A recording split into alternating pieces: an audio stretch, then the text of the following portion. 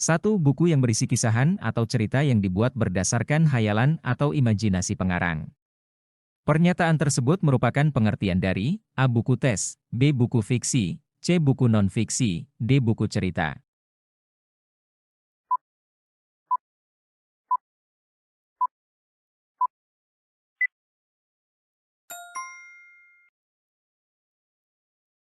Buku fiksi adalah jenis buku yang berisi kisah atau cerita yang diciptakan oleh pengarang berdasarkan hayalan atau imajinasi mereka. Di dalam buku fiksi, pembaca akan menemukan karakter, setting, dan plot yang muncul dari imajinasi pengarang, bukan didasarkan pada fakta atau kejadian yang sesungguhnya. Buku fiksi mencakup berbagai genre seperti novel, cerpen, drama, fantasi, dan sebagainya. 2. Salah satu contoh dari buku non-fiksi adalah A. Biografi, B. Novel, C. Puisi, D. Fabel.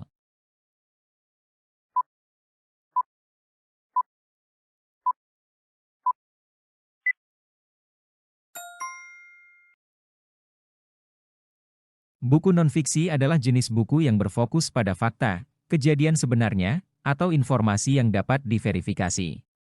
Biografi adalah salah satu contoh klasik dari buku non-fiksi. Biografi mengisahkan kehidupan seseorang secara detail, mencakup aspek-aspek seperti latar belakang, perjalanan hidup, pencapaian, dan pengalaman-pengalaman yang dialaminya. Cermati kutipan berikut untuk menjawab soal nomor 34. Brokoli mungkin bukan sayur yang paling populer. Tapi, brokoli adalah salah satu yang paling bergizi.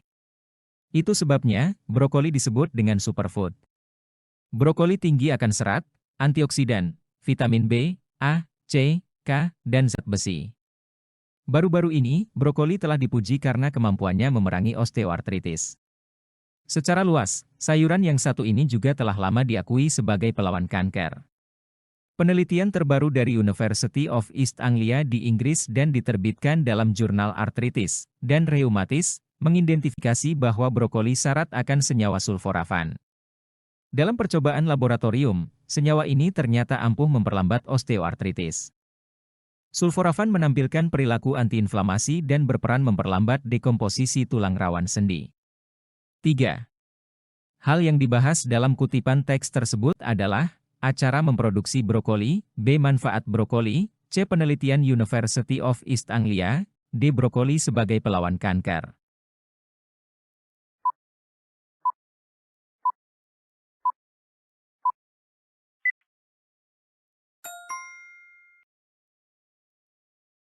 Dalam kutipan teks tersebut, pembahasan utamanya adalah manfaat brokoli. Teks menjelaskan bahwa meskipun brokoli mungkin tidak menjadi sayuran yang paling populer, namun memiliki nilai gizi tinggi, sehingga sering disebut sebagai superfood. Beberapa manfaat brokoli yang disebutkan antara lain keberlimpahan serat, antioksidan, vitamin B, A, C, K, dan zat besi. Selain itu, teks juga menyoroti kemampuan brokoli dalam memerangi osteoartritis dan diakui secara luas sebagai pelawan kanker. 4. Informasi yang sesuai dengan paragraf kedua adalah A. Brokoli disebut dengan superfood, B. Brokoli syarat akan senyawa sulforafan, C. Brokoli salah satu yang paling bergizi, D. Brokoli tinggi akan serat.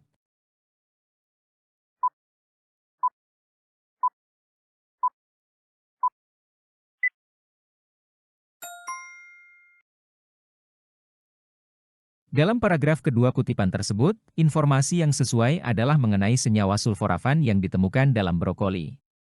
Paragraf tersebut menyebutkan bahwa penelitian terbaru dari University of East Anglia di Inggris mengidentifikasi bahwa brokoli syarat akan senyawa sulforafan. Senyawa ini kemudian disebutkan memiliki kemampuan untuk memperlambat osteoartritis, menampilkan perilaku antiinflamasi, dan berperan dalam memperlambat dekomposisi tulang rawan sendi. 5. Perhatikan daftar buku berikut: cerpen, novel, komik, biografi, pidato, mitos, buku pelajaran. Kelompok buku-buku tersebut yang termasuk kategori non-fiksi adalah A. Cerpen, novel, dan komik, B. Novel, biografi dan mitos, C. Biografi, pidato, dan buku pelajaran, D. Pidato, mitos, buku pelajaran.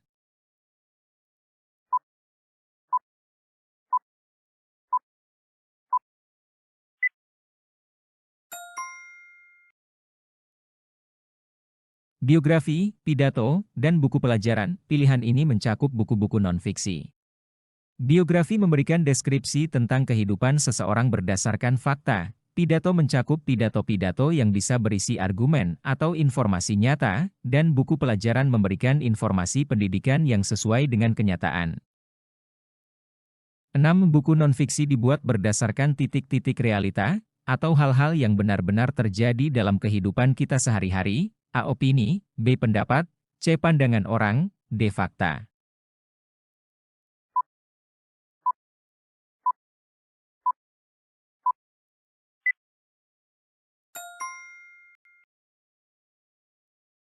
Buku non-fiksi dibuat berdasarkan fakta, realita, atau hal-hal yang benar-benar terjadi dalam kehidupan kita sehari-hari. Buku non-fiksi berusaha memberikan informasi yang akurat dan sesuai dengan kenyataan, berbeda dengan buku fiksi yang berdasarkan imajinasi dan kreativitas pengarang. Bacalah kutipan buku berikut untuk menjawab soal nomor 7-9. Benarkah bumi berbentuk bulat? Ternyata meskipun bumi berbentuk bulat seperti bola, namun rata di kutub-kutubnya. Jadi, bentuknya tidak bulat sempurna.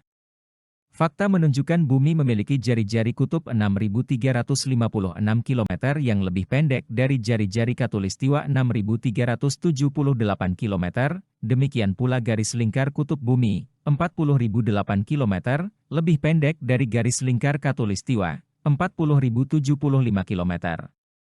Nah, kalau bulat seperti bola jari-jari dan garis lingkarnya harusnya samakan. Dahulu, masyarakat di berbagai penjuru dunia memiliki pandangan dan perkiraan sendiri tentang bumi.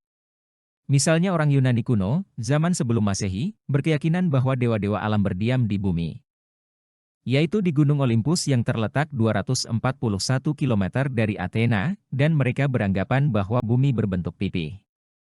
Sementara pada masa yang dikenal sebagai zaman kegelapan, Dar AG, sekitar 9 abad pertama Masehi, bangsa Eropa saat itu berkeyakinan bahwa bumi berbentuk datar. 7. Kutipan buku tersebut termasuk jenis buku, A. Cerita, B. Pengetahuan, C. Biografi, D. Autobiografi.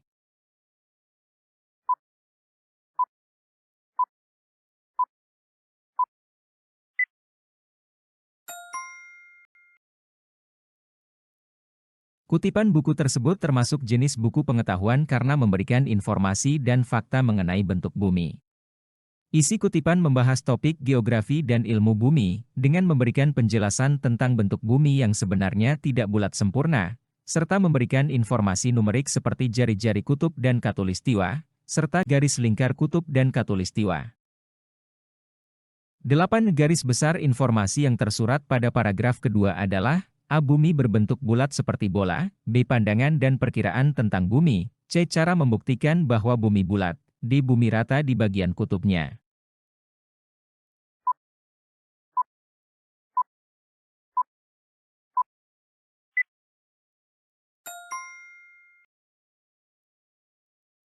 Pada paragraf kedua kutipan tersebut, garis besar informasi yang tersurat adalah bahwa bumi memiliki bentuk yang tidak bulat sempurna dan rata di kutub-kutubnya.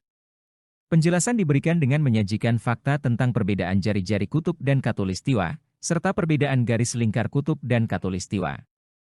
Hal ini mengindikasikan bahwa bentuk bumi tidak bulat sempurna seperti bola, melainkan memiliki perbedaan dimensi antara kutub dan khatulistiwa.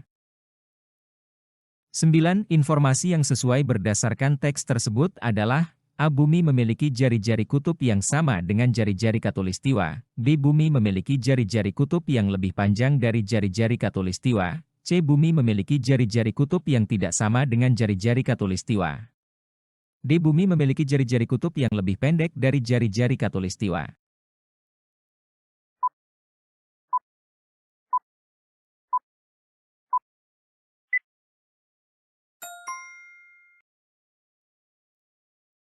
Dalam kutipan tersebut, terdapat informasi yang menyatakan bahwa bumi memiliki jari-jari kutub yang lebih pendek dari jari-jari khatulistiwa. Lebih tepatnya, fakta yang disajikan adalah jari-jari kutub sekitar 6.356 km, sedangkan jari-jari khatulistiwa sekitar 6.378 km. Hal ini menunjukkan bahwa ada perbedaan dimensi antara kutub dan khatulistiwa, yang menciptakan karakteristik yang tidak bulat sempurna. 10 buku berikut termasuk jenis buku: A. Biografi, B. Motivasi, C. Buku pelajaran, D. Autobiografi.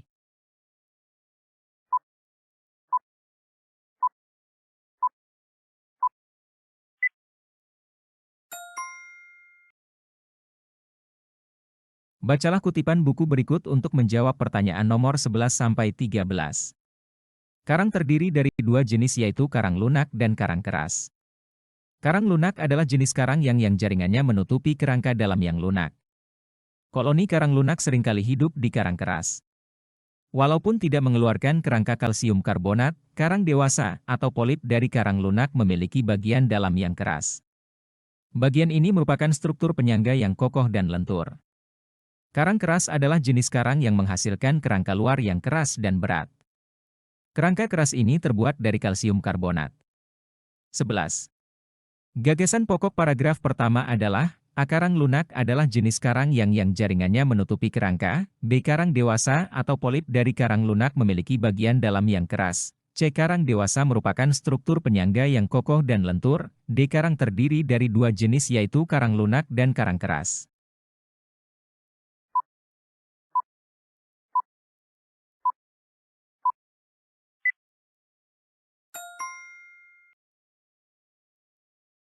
Gagasan pokok paragraf pertama adalah mengenai klasifikasi karang menjadi dua jenis, yaitu karang lunak dan karang keras. Paragraf tersebut memberikan informasi bahwa karang lunak adalah jenis karang yang jaringannya menutupi kerangka dalam yang lunak, sementara karang keras menghasilkan kerangka luar yang keras dan berat. Pernyataan ini mencakup semua informasi utama yang disajikan dalam paragraf. 12. Informasi yang sesuai dengan kutipan buku tersebut adalah, A. Karang lunak adalah jenis karang yang jaringannya menutupi kerangka, B. Karang dewasa atau polip dari karang lunak memiliki bagian dalam yang lunak, C. Karang lunak merupakan struktur penyangga yang kokoh dan lentur, D. Kerangka keras ini terbuat dari kalsium hidroksida.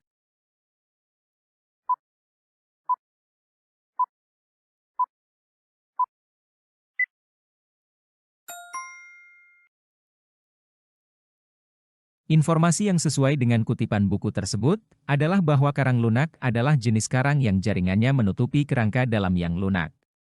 Dalam teks, dijelaskan bahwa karang lunak memiliki jaringan yang menutupi kerangka dalam yang lunak, dan koloni karang lunak seringkali hidup di karang keras. 13. Gagasan pokok paragraf kedua adalah, A. Karang keras menghasilkan kerangka luar yang keras dan berat, B. Karang dewasa atau polip dari karang lunak memiliki bagian dalam yang keras, C. Karang dewasa merupakan struktur penyangga yang kokoh dan lentur, D. Karang terdiri dari dua jenis yaitu karang lunak dan karang keras.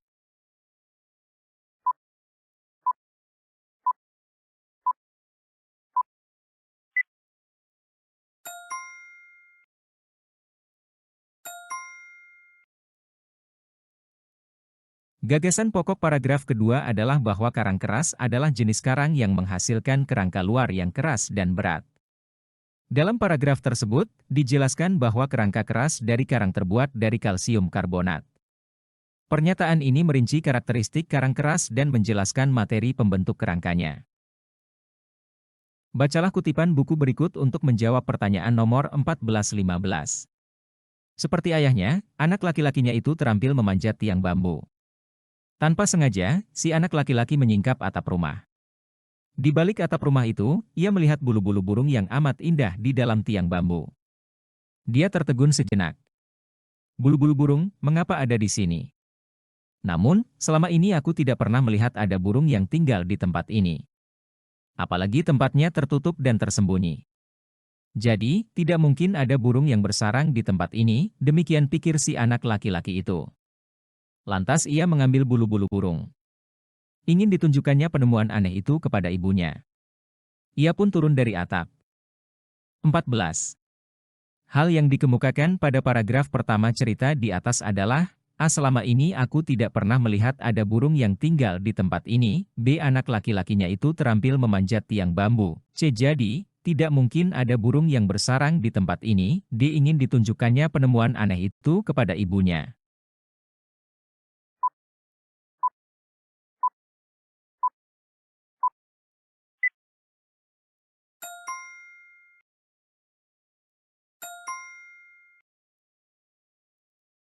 Paragraf pertama dalam kutipan bercerita tentang anak laki-laki yang memiliki keterampilan memanjat tiang bambu, kemungkinan mewarisi keterampilan tersebut dari ayahnya.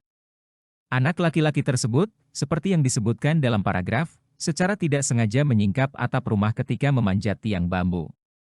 Di balik atap rumah, ia menemukan bulu-bulu burung yang amat indah di dalam tiang bambu dan tertegun sejenak melihatnya. 15. Rangkuman yang sesuai dengan kutipan cerita di atas adalah, A. Tanpa sengaja, si anak laki-laki menyingkap atap rumah. Di balik atap rumah itu, ia melihat bulu-bulu burung. B. Jadi, tidak mungkin ada burung yang bersarang di tempat ini, demikian pikir si anak laki-laki itu. C. Anak laki-lakinya memanjat atap rumah. Tanpa sengaja menemukan bulu-bulu burung dan menunjukkan pada ibunya. D. Lantas ia mengambil bulu-bulu burung. Ingin ditunjukkannya penemuan aneh itu kepada ibunya.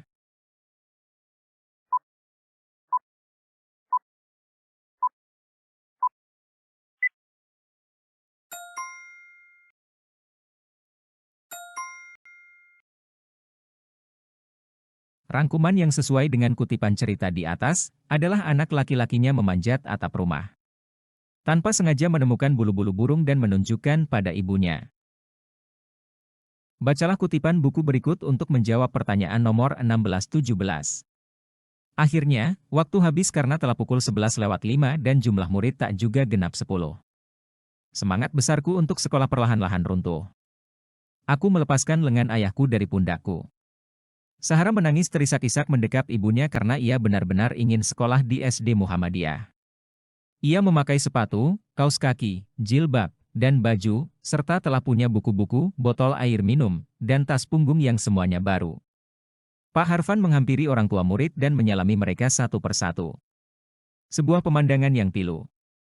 Para orang tua menepuk-nepuk bahunya untuk membesarkan hatinya. Mata Bumus berkilauan karena air mata yang menggenang. Pak Harfan berdiri di depan para orang tua, wajahnya muram. Beliau bersiap-siap memberikan pidato terakhir. Wajahnya tampak putus asa.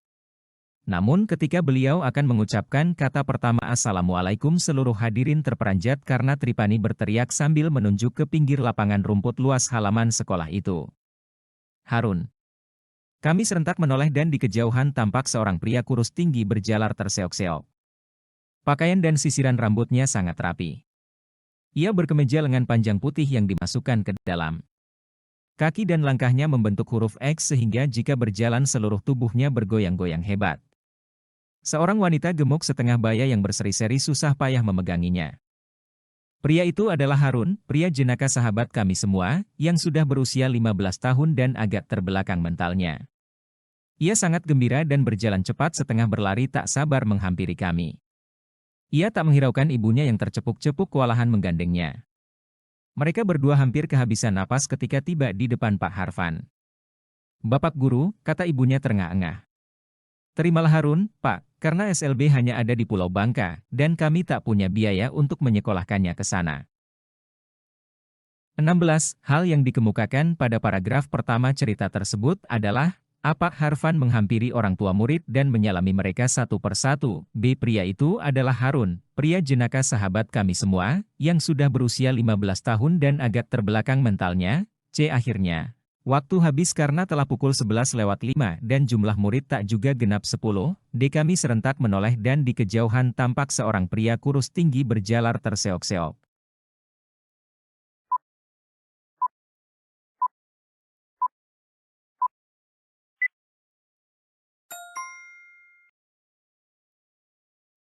Paragraf pertama cerita menyajikan gambaran adegan atau situasi, di mana para pelaku cerita menoleh secara serentak dan melihat seorang pria kurus tinggi yang berjalan tersendat-sendat di kejauhan. Deskripsi ini memberikan gambaran awal dari apa yang akan menjadi fokus atau peristiwa dalam cerita. Jadi, hal yang dikemukakan pada paragraf pertama adalah bahwa para pelaku cerita, kami, memperhatikan atau menoleh ke arah pria kurus tinggi yang berjalan tersendat-sendat di kejauhan. 17. Rangkuman yang sesuai dengan kutipan cerita di atas adalah, A. Jumlah murid tak juga genap 10, Pak Harfan bersiap-siap memberikan pidato terakhir, hingga kemudian datanglah Harun. B. Para orang tua menepuk-nepuk bahunya untuk membesarkan hatinya, mata Bumus berkilauan karena air mata yang menggenang. C. Ia berkemeja lengan panjang putih yang dimasukkan ke dalam. Kaki dan langkahnya membentuk huruf X, sehingga jika berjalan seluruh tubuhnya bergoyang-goyang hebat. D. Ketika beliau akan mengucapkan kata pertama Assalamualaikum, seluruh hadirin terperanjat, karena Tripani berteriak sambil menunjuk ke pinggir lapangan rumput luas halaman sekolah itu.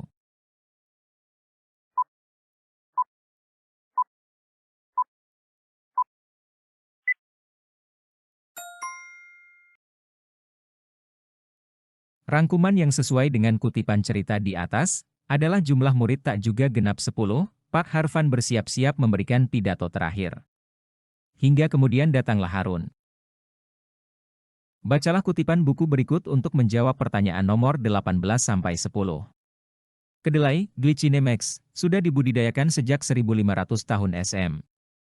Tanaman ini baru masuk Indonesia, terutama Jawa sekitar tahun 1750. Kedelai paling baik ditanam di ladang dan persawahan antara musim kemarau dan musim hujan. Kedelai mempunyai perawakan kecil, tinggi batangnya dapat mencapai 75 cm. Bentuk daunnya bulat telur dengan kedua ujungnya membentuk sudut lancip dan bersusun 3 menyebar, kanan-kiri depan, dalam satu untaian ranting yang menghubungkan batang pohon. Kedelai berbuah polong yang berisi biji-biji. Menurut varietasnya ada kedelai yang berwarna putih dan hitam, baik kulit luar buah polong maupun batang pohonnya mempunyai bulu-bulu kasar berwarna coklat. Untuk budidaya tanaman kedelai di Pulau Jawa yang paling baik adalah pada ketinggian tanah kurang dari 500 m di atas permukaan laut. 18. Gagasan pokok paragraf pertama adalah, A. Kedelai mempunyai perawakan kecil, tinggi batangnya dapat mencapai 75 cm, B. Kedelai, Glycinemex, sudah dibudidayakan sejak 1500 tahun SM, C. Menurut varietasnya ada kedelai yang berwarna putih dan hitam, D. Bentuk daunnya bulat telur dengan kedua ujungnya membentuk sudut lancip.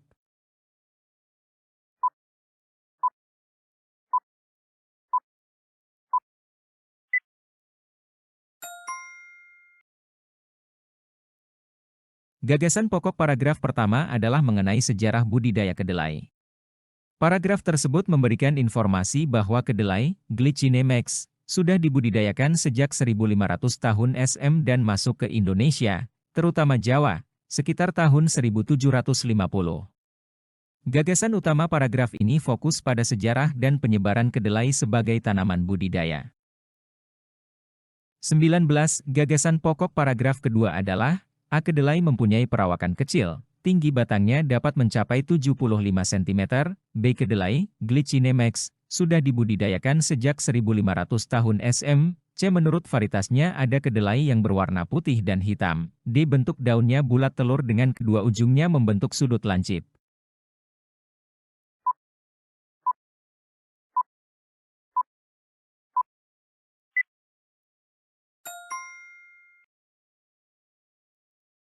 Gagasan pokok paragraf kedua menjelaskan karakteristik morfologi atau bentuk fisik tanaman kedelai.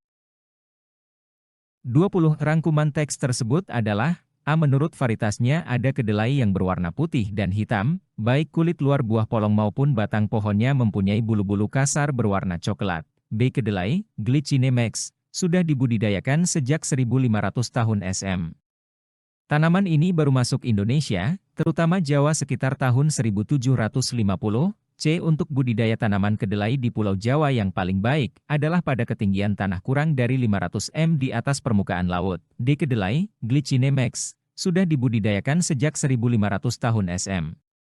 Tanaman ini mempunyai perawakan kecil, ada yang berwarna putih dan hitam.